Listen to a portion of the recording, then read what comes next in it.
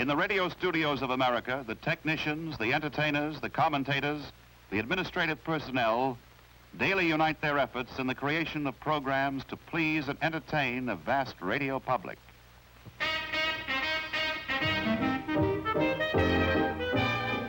The wide variety of broadcasts include group discussions, political speeches, sports,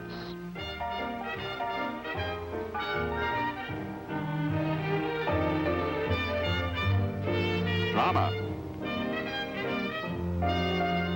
and comedy. These are the programs that America listens to. Many of the programs are provided by large companies called networks, whose offices are towering skyscrapers. In their employ are thousands of technicians, musicians, and artists. And with their elaborate facilities, their stations are joined together in networks that stretch from coast to coast, their giant towers straddling the country. But also serving the public are radio stations without networks. Typical is this small independent station in New York. Its power is only 5,000 watts compared to the 50,000 utilized by the big companies. Its studio is the top floor of a building on Broadway. Its radio audience is composed of listeners in only 5 states, as compared to the nationwide public reached by the large networks. Yet it serves its own audience profitably and well. On the air all day and most of the night, it broadcasts news every hour on the hour, with special attention to the city's own affairs. It reports hometown sports events. It interviews distinguished visitors, such as this famous radio commentator from Japan. These programs are produced live, but live programs use only 20% of the station's airtime. The other 80% is broadcast from records, because a recorded program is the easiest to present. It needs only a turntable and a record. Now, a radio station, like any other business, must show a profit. To do this and still be able to provide a certain amount of free airtime in the interests of the public, it must sell a major portion of its time to those who wish to advertise. When that happens, advertisers talk to the audience like this. Here's really big television news. You're the first to hear all about all-new 1952 light-tested television. Where do you see it? In your own home, of course, on a sensational free home demonstration. Call Circle 6-2500. That's Circle 6-2500. Usually radio announcements merely recommend a product, but this station provides its clients with a special service. It advertises merchandise and then takes orders for it. The value of radio time to a sponsor is judged by the amount of goods it sells to the public.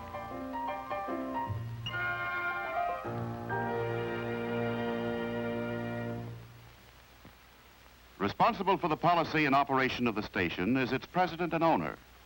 He must conduct his business to warrant the trust placed in him by the government, which grants him free use of the airwaves.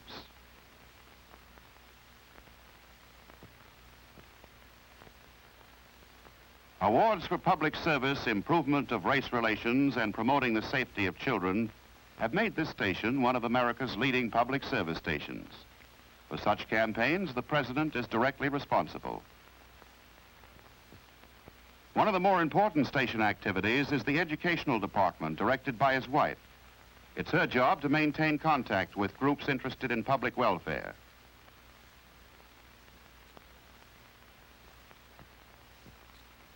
Perhaps the key man is the station's general manager. He bears the responsibility for putting the president's policies into operation. He is in charge of operations, personnel, and all phases of broadcasting. Among his duties, he acts in an advisory capacity to the salesman.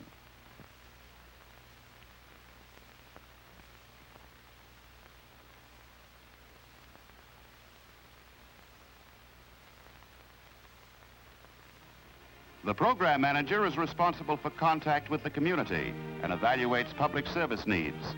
His first responsibility is to see that the station runs smoothly from 6 in the morning until midnight. He must keep a balance between music, news, religion, sports, and other program interests. To learn what the public likes, His assistants make frequent surveys of listener preferences, sometimes by personal interviews, otherwise by telephone.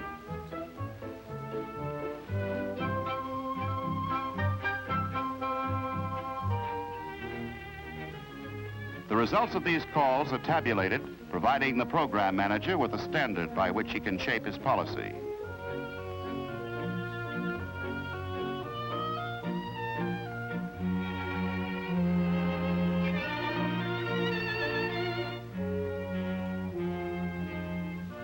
Sometimes he works out an idea with a salesman for a special client, for it must be remembered that advertising is the station's only source of income. It is the salesman who is given the task of creating ideas to sell the advertiser's product. New ideas mean new clients and more money to the station.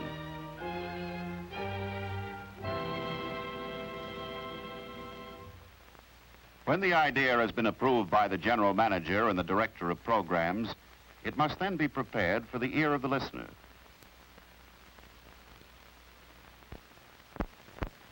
To do this, the salesman seeks the help of the studio composer, because advertisers have learned that their messages are better received and remembered when they are accompanied by music.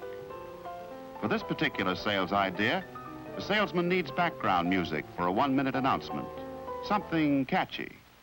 So he places his problem in the hands of the composer. The first step is composition.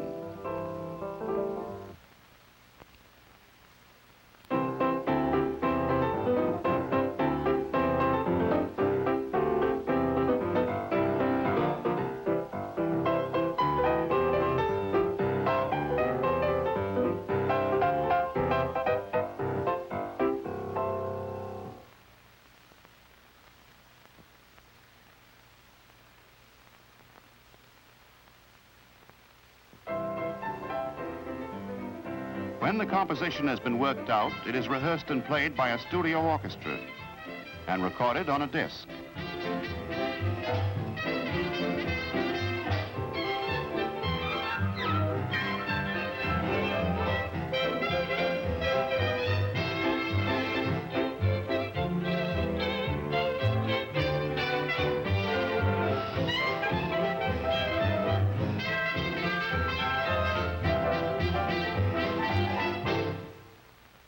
If the prospective client likes the idea, he may agree to become a sponsor. This means he will buy time so that his announcement can be broadcast. Many a client has ideas of his own about advertising. He wants his product talked about to excessive length, but government regulations keep the commercial time of every program within limits. So the salesman makes his own recommendation, pointing out that a long talk bores listeners who then turn to other stations, and nobody wants that to happen.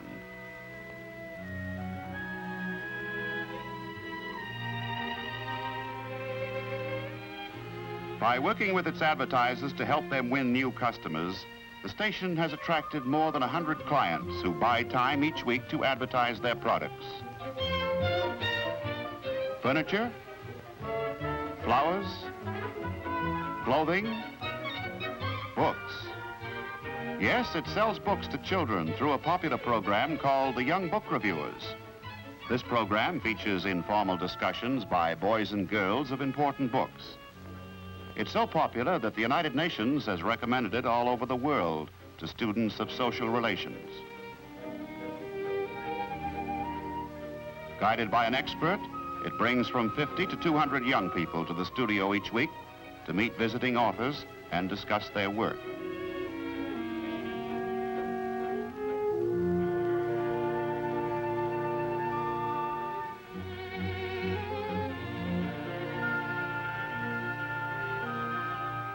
On this program, frank opinions are expressed in response to their leaders' questioning. Miss Bronick, you're a great writer of biographies. I'd like very much to know what one of our young book reviewers thinks about biographies. May I ask a question? Please do. Oh, good. Henri, do you enjoy reading biographies because they're true stories?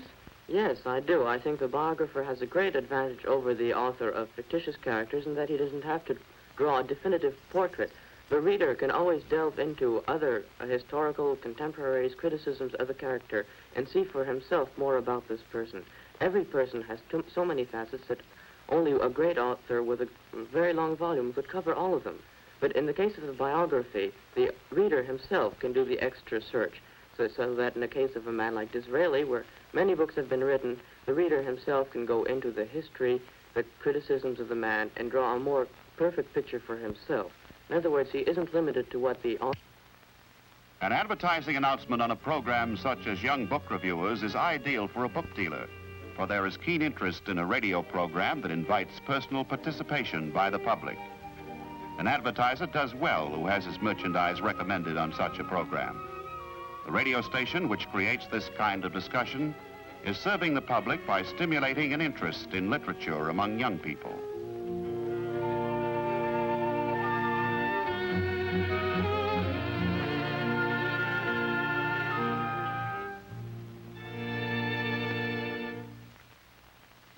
To broadcast special stories which happen outside the studio, the station has developed a small studio on wheels.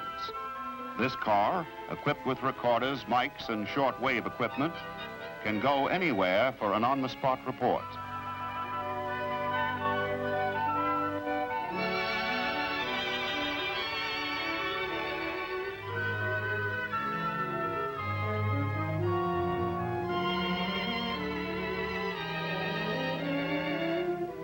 When the Security Council of the United Nations met in New York, radio faced the task of broadcasting its historic sessions.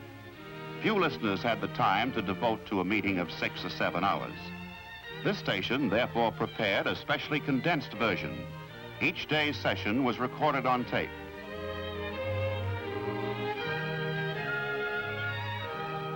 The tape was then edited down to a half-hour show.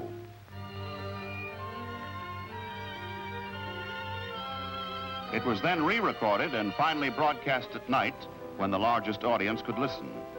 The program became so popular that the station was requested to release it to the United Nations so that they could broadcast it themselves. The great American game of baseball is probably the most popular of the station's outside programs. It broadcasts all the home games of the New York Giants, thereby providing another source of income. For a nationally known cigarette manufacturer pays for the airtime during which his product is mentioned and recommended at suitable intervals. Thus, an event is made to yield a profit to the station.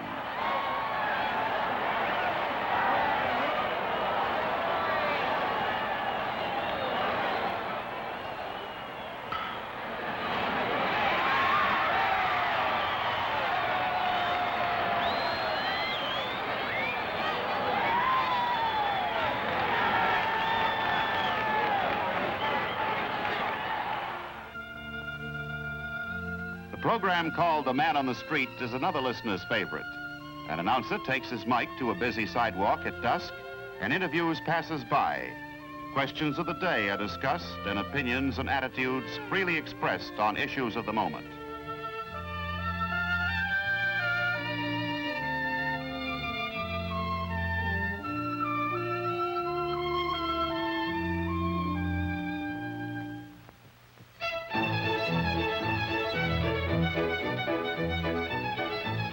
After nightfall, events of particular interest in the city's life are often broadcast.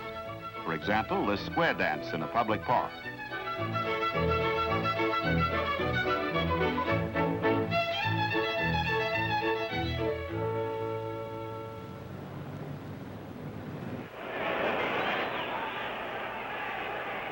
Sports exhibitions never fail to interest thousands who crowd the arena and more thousands who listen in on their radios.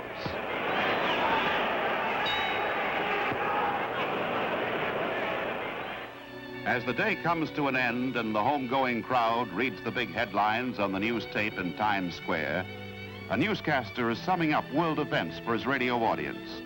Big stories from all over the globe and local stories of community interest. So ends the busy day. Everyone from newscaster to the lonely night shift engineer to the station's president share in the task of bringing to the public the type of program it likes to hear.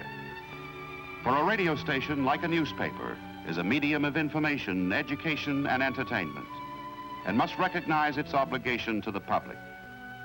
In addition, the station must show a profit. It must attract advertising clients. Its job is to entertain and instruct, and to do so profitably under a free enterprise system. This is independent radio in a democracy.